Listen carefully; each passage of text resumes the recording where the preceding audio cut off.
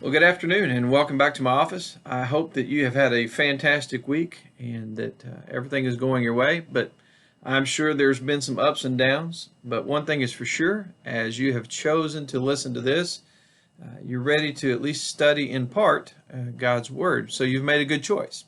So, in my opinion, your week's looking up, and I pray that you see it the same way. We are going to continue our study through Proverbs. In fact, this is the last study in Proverbs. We are in chapter 31, and the next 2 weeks, which is the end of the quarter for this study, we're actually going to be in the Song of Songs, or the Song of Solomon, depending on how you learned it growing up. They're both correct. But we're going to finish out Proverbs today. Now, as I've said all along the way, this is meant to be just kind of a superficial look at it, and please go back and read the verses in between to get the full picture. It's not meant to be all-inclusive or exhaustive by any stretch of the imagination, but just to kind of, kind of wet your whistle and show you that there is excitement and there's application in God's Word. So please go back and study the in-between. In fact, we're not even covering all of chapter 31. We're going to start with verse 10. And in saying that, we want to make sure that we understand chapter 30 and 31 both possibly come from exterior sources that were included in Proverbs. Chapter 30 comes from what is called the sayings of Agur or Agur, depending on how you want to say it. And then the verse 30 or chapter 31 says the sayings of King Lemuel. And while we don't know hardly anything, if anything, about these two men, or even where Lemuel was king of, what we do know this is that the wisdom that was given in these two chapters was consistent with Solomon's wisdom. They were either influenced by Solomon's wisdom or possibly men that were cohorts, maybe in his court, especially Agur, or they knew of Solomon, that to the point where he included this in his wisdom literature and was consistent with his thoughts. So it would be, if I were to write a book and I found a resource that I felt kind of backed up my thoughts, and maybe was another author, and I said, well, this is exactly what I was saying, and I included it in it, it would be akin to that. So, some have even gone as far as to say these two guys were actually aliases for Solomon. I don't know that I'd go that far. You'll find resources that do say that. Since we don't know much about it, I guess you could say that. I can't condemn those guys. They're probably smarter than I am. But we could also say that these were just other men that Solomon included. The important part is, I believe, is that the wisdom presented in chapter 30 and 31 are consistent with Solomon's wisdom, and more importantly, God's wisdom, which has been presented in chapters 1 through 29. So, that being said, chapter 31, verse 10, presents us with, and really the whole chapter 31 presents us with the well-known chapter that most of us talk about, the noble wife, or the character of a noble wife, or some version thereof. And we talk about this idea of the, I won't say the perfect woman, but the woman that we desire either to have in our life, or to, if you're a woman, to be. But I got distracted because I just looked over my shoulder and saw the picture of my wife up on my shelf, and I was just like, man, how appropriate is that? Man, the things that catch you off guard sometimes.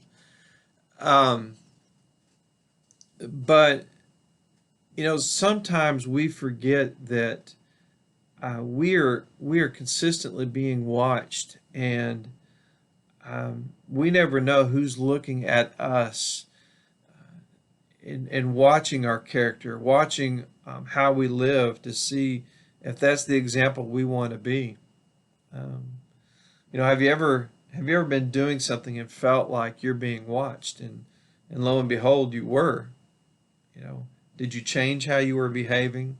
Did you keep behaving the same way?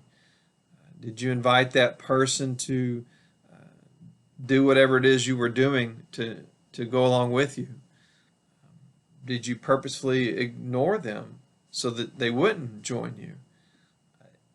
And it could be any activity. Sometimes we change our behavior, either positive or negative, to be inclusive or exclusive, but we change our behavior sometimes when we know we're being watched. And I think somebody of noble character doesn't. I think somebody that is of noble character is consistent at all times. And I think that's what's taught in chapter 31, especially 10 and following, is consistent throughout their life, private or public. And I believe that's the teaching that Solomon uses here, whether it's the sayings of King Lemuel or his own sayings, is teaching that an honorable woman and really an honorable person is consistent throughout. So in our Sunday school lesson that is entitled Finding Honor, we really could rename that in living honor. And that's living honor consistently. And I think that's an important takeaway in our Sunday school lesson today.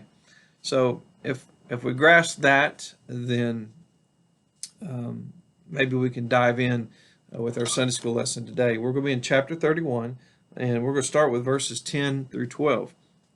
It says, "A wife of noble character, who can find? She is worth far more than rubies. Her husband has full confidence in her and lacks nothing of value. She brings him good, not harm, all the days of her life." Now, one of the important things here is a wife of noble character. Maybe a better term there of noble, we could put strong. But I like one of the commentaries said, really is a capable. Now, capable can have a very soft connotation to it, but to me, it really presents a very strong connotation. A very capable person means they can do many things. They can take care of themselves. They can take care of others. Noble, while it's a correct translation, almost has this air about them and has this idea that it's almost royalty, which again is a good interpretation, but don't get me wrong, it doesn't have much function behind it. Whereas when you put the idea of capable, there's a lot of function behind this person. A wife of good, strong, capable character is very difficult to find. Somebody that is very independent, very capable is very difficult to find. Now, I know many people like this. Don't get me wrong. I'm not saying it's impossible. But in order to find that, chances are, if you have found that person, God is at the center of their life. Is it possible that God is not at the center of their life? Sure, but most likely He is. And it says she's worth far more than rubies. She's invaluable. You can't put a price tag on it. And then it starts listing off some of the reasons why. And one of the greatest things is in verse 11, which I would 1,000% agree. Her husband has full confidence in her and lacks nothing of value. One of the most important things, in fact, Proverbs chapter 12, verse 4 says that a good wife is the crown jewel, or is the crown of her husband. Being able to put complete trust in this woman and know that it's a hands-off thing, you don't have to worry about anything, is way more worth than any monetary value. Is being able to do is being able to say, you know what, you go and do what you need, what you feel is necessary. Now, I know how important that is. Being in ministry, being in a world that doesn't trust anybody, that's important today. But remember when this was written in biblical times when women really weren't thought as highly as they are now, how much more exponentially important this kind of statement really was. This was a huge statement, that a husband that could trust his wife to do the right thing, be the right places, take care of the right things, was absolutely invaluable, not only for the family, but for the husband himself. And we'll find out that the reasoning why here in just a moment. But that means the husband could go and do what he needed to do and take care of the things that he needed to take care of. And because he had his own responsibilities. But it's just as important today. Husbands, if you're listening to this, this doesn't give us a free ride to go and do whatever we want to. This just means that now they should be able to trust us and do what we need to be doing. It's a two-way street. And it says we lack nothing of value. Everything is taken care of if that trust factor is there. In verse 12 it says she brings him good and not harm all the days of her life. Now, is there sometimes problems? Sure. But for the most part, goodness is brought to the table. Goodness is brought into the family. Goodness is brought into the relationship. And you can trust that there's no harm meant. I go back to several examples. I've shared them. I'm not going to waste time here, but I've shared them in my sermons. I've shared them in Bible study about incidents in Nicole's and mine life where it was so important early on in our marriage that we established that one of the rules was whatever was said, we meant no harm by it, so that it helped make that communication much easier. And I believe it has kept us from arguing about many things over the years. I could be all wet, but I don't think so. I don't think so. And that's the intent, I believe, of verse 12 here. So there's a connection there between the character of the woman and the man and the way that they behave. So obviously that connection between character and conduct is very important. So then the question obviously becomes, what happens when there's a disconnect between the character and the conduct? Because you can have good conduct without good behavior. It's not all that common, but it can happen. And we'll talk a little bit more about that in just a moment, especially now that we're going to talk a little bit more about what that good conduct looks like. It's not just about bringing good things to the table. It's about showing it. How do we show that good conduct? So let's dive into that right now. Verse 13 through 16, and really 17 through 22. But your Sunday school lesson doesn't do that, but we're going to read it anyway. But let's start with verse 16 through 17, or excuse me, 13 through 16. She selects wool and flax and works with eager hands. She is like the merchant ships bringing her food from afar. She gets up while it is still night. She provides food for her family and portions for her female servants. She considers a field and buys it. Out of her earnings, she plants a vineyard. So again, here comes that conduct. Here's what backs up her character that we already talked about. Here comes that the idea of what is she doing, and some of the things she does. Now, again, put it into context of the biblical times, and there's some things that flow over to our culture now, but not everything. In verse 13, she selects wool and flax and works with her hands eagerly. I don't know too many people that go out and select wool and flax, but I like how your Sunday school lesson put it. She engages in the economy.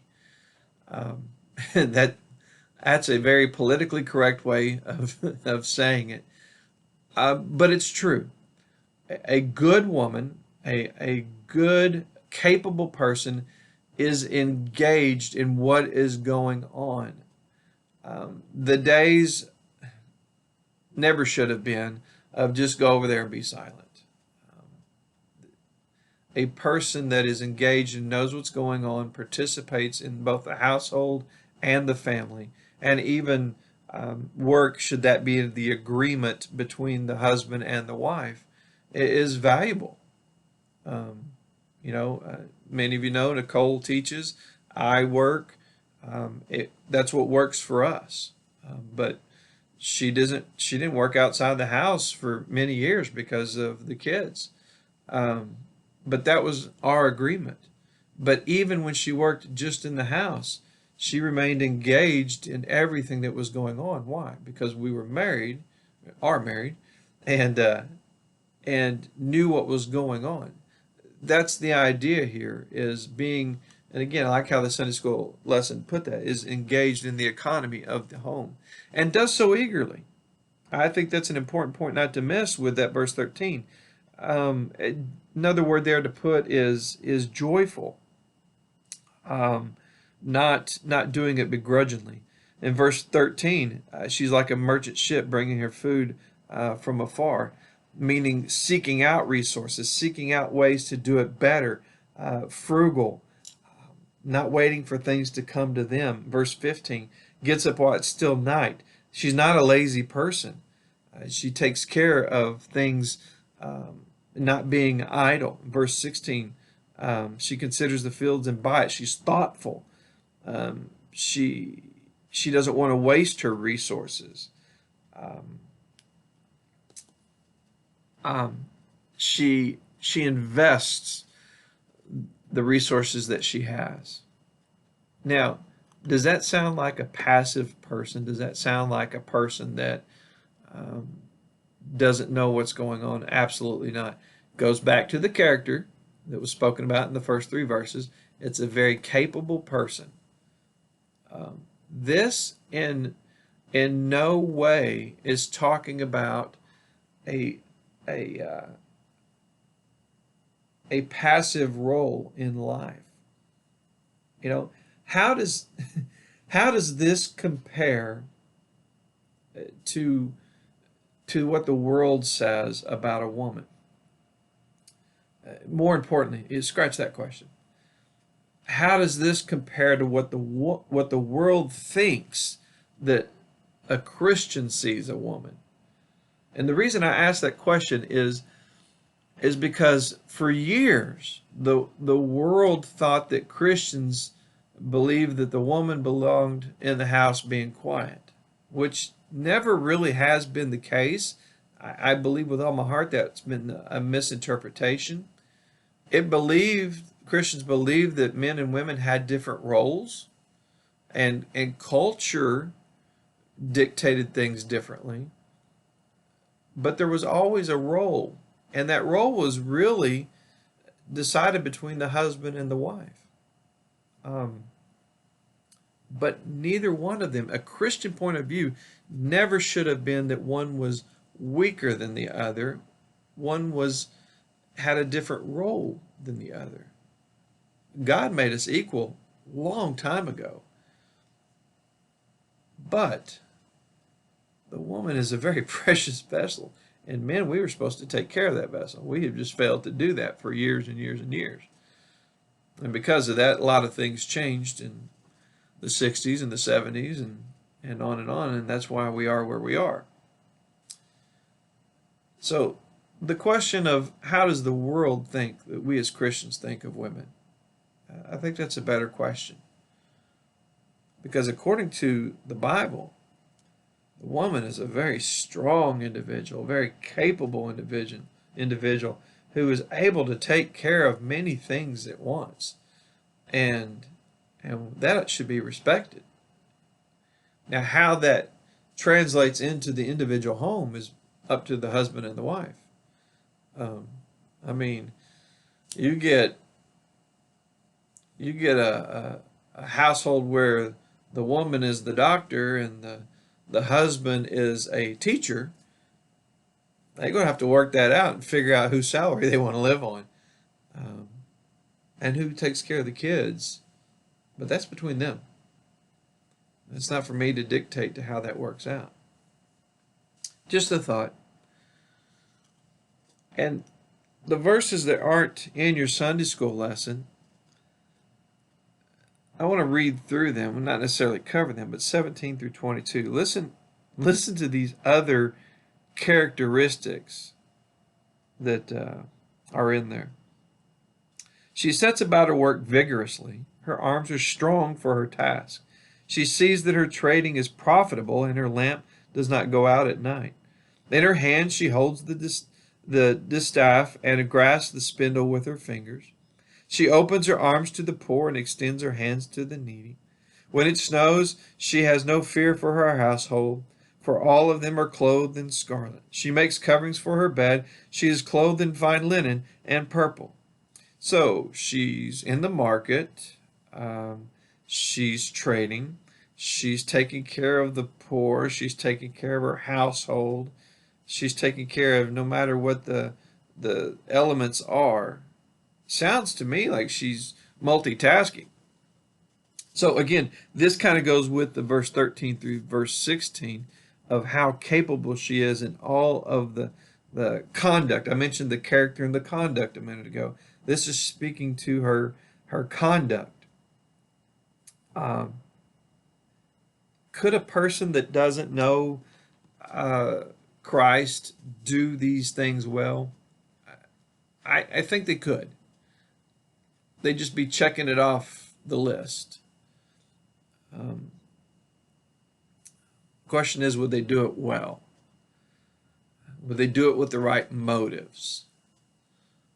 I don't know about that. So I asked earlier, what happens when there's a disconnect between the character and the conduct? The motives would be disturbed, in my opinion. Y'all may have a different opinion about that, but I think that's where the disconnect would be. But when you put them together, the motives are right. You last a lot longer because you know why you're doing it. You don't burn out as quickly. Again, at least in my opinion. Let's continue with verse 23 through 27. It says, her husband is respected at the city gate, where he takes his seat among elders of the land. She makes linen garments and sells them, and supplies the merchants with sashes. She is clothed with strength and dignity. She can laugh at the days to come. She speaks with wisdom and faithful instruction in her tongue. She watches over the affairs of the household and does not eat the bread of idleness. Now this is where, for me, it begins to shine a light on her true character. Now, we spoke about her character in the first 3 verses, but this is even more so. So again, we continue with that same conduct and character connectedness, and this is where I truly believe her ability to conduct herself right becomes even more powerful because of her character. Because in verse 25 is where I really think it happens. It says she's clothed with strength and dignity. Because this is who she is, it starts having an effect on everything else, including in verse 23, I think it is. Yeah, verse 23. Her husband is respected at the gate. Because she is clothed in dignity and strength, it starts having an effect on her husband. The way she acts, the way she conducts herself has a positive effect on her husband. Her husband spends the day at the gate where business is conducted, where relationships are formed, where deals are made, hoping they're good deals, but where these deals are made because she has a good reputation, he has a good reputation. Imagine this guy, this business guy, going to the city gate, and another guy saying, "Yeah, you know what? I heard what your wife did last night. I heard that your wife lost her temper at the market. But I heard your wife cheated my wife out of a deal. You know, when she was selling that purple linen, she cheated my wife out of a deal. You know, I'm not making a deal with you." And we think that's kind of harebrained, but folks, that happens even today. I tell you what, one of my greatest assets as a pastor is my wife, because she has a good reputation, because she deals with people uh, correctly. Now, I'm going to tell you, she has her own opinions about things, and she has uh, a the ability to think for herself. She's not me, I'm not her. That's not what I'm saying at all. But because she deals with people uprightly, because she's a good teacher, because she has the ability to do things rightly, that's a great reflection on our family. That's a great reflection on my ability to work with people, and I hope that goes two ways. Because if I didn't do things rightly, then nobody's going to want to deal with her. It's like, no, your husband's a jerk. And if she didn't deal rightly with people, people would say, you know what, I can't deal with you because your wife's a jerk. So that's what this is talking about here. The man at the gate could make deals and make relationships because his wife was dealing rightly in the market, because his wife was dealing rightly in getting resources. Because remember, she was working at the market, doing working with lending. She was taking care of the kids at home. She was working relationships rightly. The two go hand in hand. Nothing has changed. Folks, if you've got a wife or if you've got a husband that has a bad temper or deals with people illegally or wrongly, or is known for making bad business deals, or has an addiction of some sort, or whatever, it reflects on you and makes it hard for you to do your job, and you know it. That's why this wife of noble character passage is so powerful, and why it says at the very beginning, this is hard to find. But here it says in verse 25, she's clothed in strength and dignity. She can laugh at the days to come. Because this is her character, because this is who she is, she can look forward and say, you know what? When it comes, it comes. When something bad comes, we'll deal with it then. If something good comes, we'll be praising God. This is who you want by your side. Um, and some of us are very blessed to have that. She watches over the affairs of the household and does not eat the bread of idols. She's constantly constantly taking care of these things. Again, who can find such a woman? Some of us have. All right. If the character is there, the conduct is there, you have a wonderful combination. Now, here's the coolest part. If you have that combination, in the end, there's a reward, I guess is the best way to put it. And your Sunday school lesson calls it honor. I don't know that that's the best term for it. There is honor in it, but I think a humble, noble charactered woman would never seek honor. That would be contrary to everything that we just learned. Because we don't want to only honor God. But in essence, they are honored in the end. Because they've done all this work. They've done everything God's asked them to do. And in the end, they are honored in a way. And there's several ways that happens. Look with me in verse 28 through the end of the chapter. In this way they are honored. Her children arise and call her blessed, her husband also, and he praises her. Many women do not do double things, but you surpass them all. Charm is deceptive and beauty is fleeting, but a woman who fears the Lord is to be praised.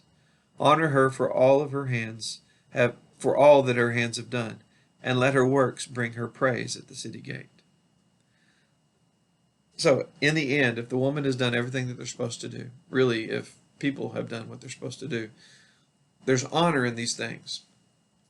Her children raise up and they praise her. Her husband praises her. That in and of itself says that the family is a blessing to her, and they in turn honor her. Many people never turn and thank their parents for the people that they are. If you've got a parent, tell them thank you. Greatest way to honor them. Secondly, it says in verse 29, many women do noble things. Go back to that connect and character thing, or conduct and character thing. If there's a disconnect, this is where this verse comes into play. If there's a disconnect, you can still do honorable things, noble things. Many people are doing them today, but they're not honorable people necessarily. They're not noble, strong, godly people. But if you put God, if you put nobility, noble things together, then you're a noble person. I hope you see the difference there. This verse is saying many people do noble things. Many people do honorable things, but that doesn't make them honorable. It doesn't make them noble. It's only when you put the two things together that makes you noble, makes you honorable. And if you do put the two things together, then you have found that noble person. Verse 30 talks about charm, beauty. Those things go away. However, the woman who fears the Lord, their beauty and their praise never goes away. So there's a third benefit, I guess, if you will, or a fourth benefit, actually. And the last one, of course, is that the things that this person does, the example that they've been, those are things to be praised. Because again, that really never goes away. The effects of what they have done never goes away. So the children praise her. The husband praises her.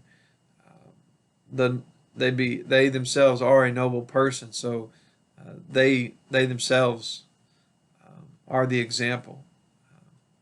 She's praised by God, and the things that she has done have been praised. Such a great reward. So the challenge here is then, if there's somebody like this in your life, because we're really good after they've passed away to tell people, man, this was a great person, this was a noble person, this was an honorable person. We're really good at doing that at funerals. Why not tell them today? Why not seek out a noble woman, a noble person, and tell them that you know what, you are a Proverbs 31 woman, and just tell them that. It says they will praise her. Why not do it today? What a difference that would make in their life. This is a Sunday school lesson that I think really could make a difference in a person's life if you would put it into practical application today. Maybe I'm all wet, but I don't think so. Just a thought. I pray that this has challenged you a little bit. Let me pray for you, and then let you go on your way. Father in heaven, I thank you so much for a beautiful time with you, and a reminder of those that have influenced us, a reminder, Father, of how true your word still stands. I do pray for all those that have had an effect on those of us that still stand on your word. Father, we love you and we thank you for the beauty of your truth. And I pray this in Christ's name. Amen. I hope that you have a fantastic day, whatever day it is that you're listening to this. Pass this message along. Maybe let the person you're thinking of listen to it. Hope to see you on Sunday. If not, continue to take care of yourself and hope to see you soon. God bless you. Bye-bye.